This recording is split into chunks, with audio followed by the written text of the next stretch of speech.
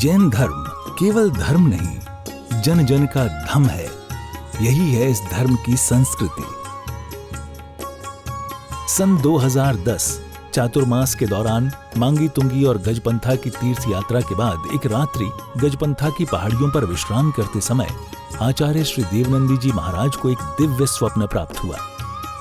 स्वप्न में उन्होंने देखा कि एक ऐसा तीर्थ जिसकी कोई कल्पना भी नहीं कर सका था, एक ऐसा स्थान जहां पंच परमेष्ठियों की भव्य मूर्तियां हों, एक ऐसा समव शरण जो समर्पित हो जैन धर्म की शाश्वत परंपरा को। उस दिव्य संकेत को जीवन में उतारने के लिए आचार्य श्री कुंथलगिरी की ओर विहार पर निकल पड़े। वहां एक श्रद्धालु ने अपनी भूमि पूज्य गुरुदेव को समर्पित की और यहीं से आरंभ हुई मुंबई आगरा हाईवे NH3 स्थित नमोकार तीर्थ के निर्माण की महायात्रा। ये वही भूमि है जिसे राम टेकड़ी कहा जाता है, जहां भगवान रामचंद्र जी ने 12 लाख वर्ष पूर्व तपस्या की थी। आज यही भूमि बन रही है जैन संस्कृति का जीवंत प्रतीक नमोकार महातीर्थ। यहां बन रही है 51 फीट ऊंची अरिहंत परमेष्ठी की मूर्ति, चारों दिशाओं में 31 फुट ऊंची अन्य परमेष्ठियों की मूर्तियां। कुल मिलाकर एक अद्वितीय समवशरण की रचना है जिसका वर्णन Guinness book of world record में दर्ज हो चुका है।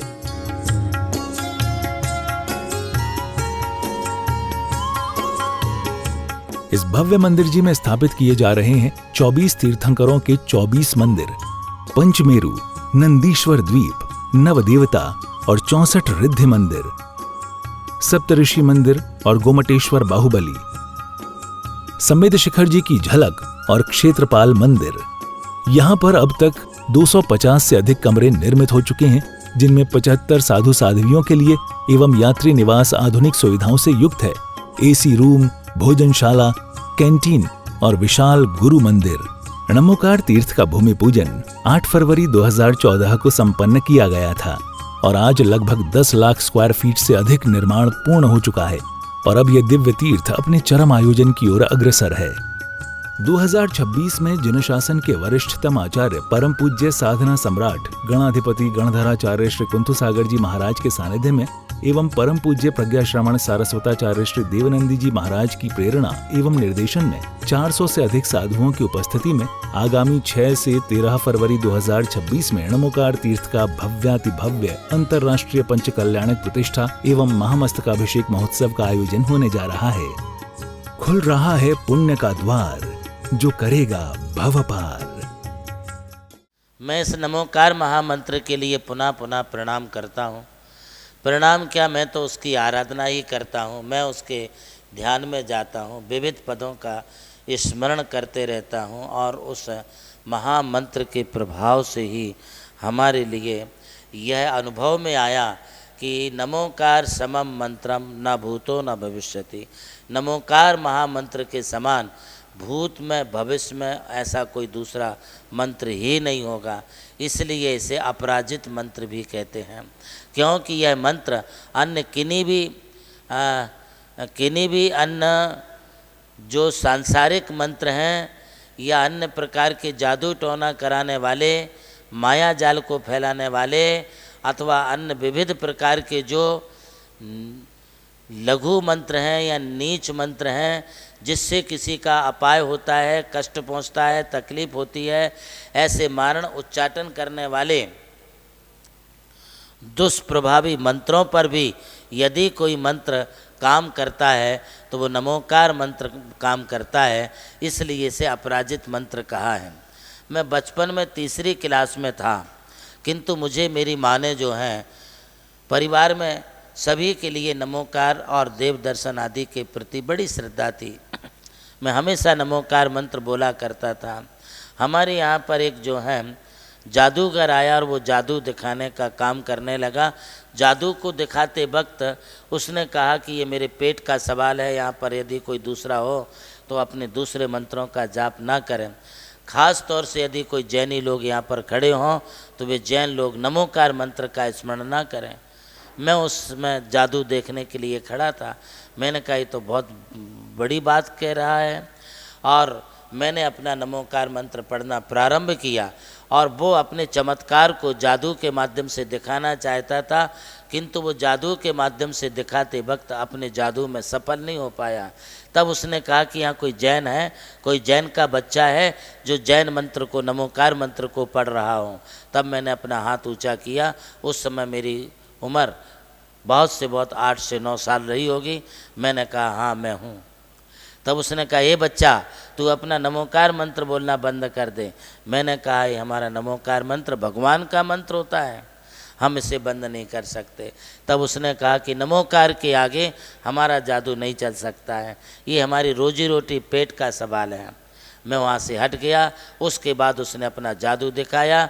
तब से मेरी श्रद्धा और भी अधिक हो गई और मुझे लगा कि अपराजित मंत्र है, इस मंत्र के सामने दूसरे मंत्रवादी टिक नहीं सकते हैं, दूसरे मंत्रों का प्रभाव नहीं चल सकता है। इसीलिए इसको अपराजेय मंत्र कहा है, अपराजित मंत्र कहा है।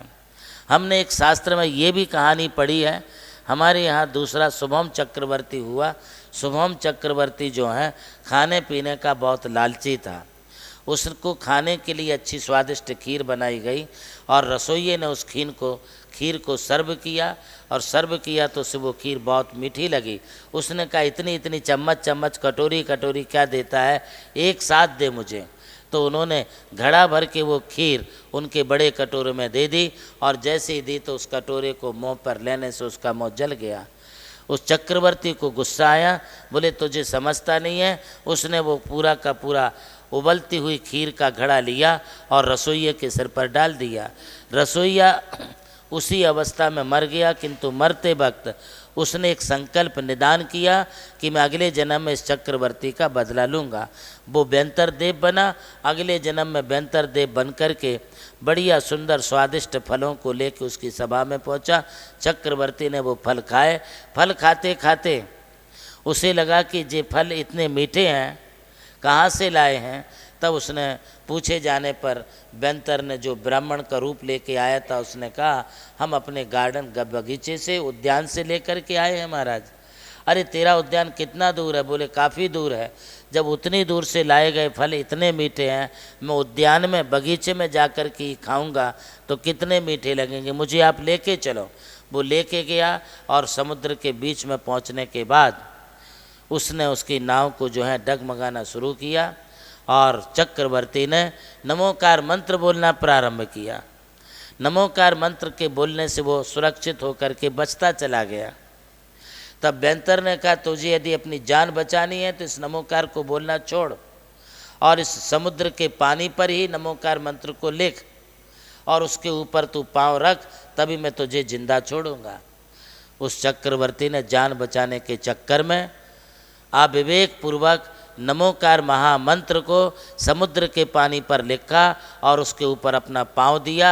जैसे ही पाँव दिया कि वह शुभम चक्रवर्ती मर करके साथ में नरक में चला गया। नमोकार मंत्र का अपमान करना भी बहुत घातक है, नमोकार मंत्र का सम्मान करना भी बहुत हमारे लिए साधक है। ये आपके हाथों में है कि आप नमोकार मंत्र के प्रति श्रद्धा रखते हैं या अश्रद्धा के भाव रखते हैं।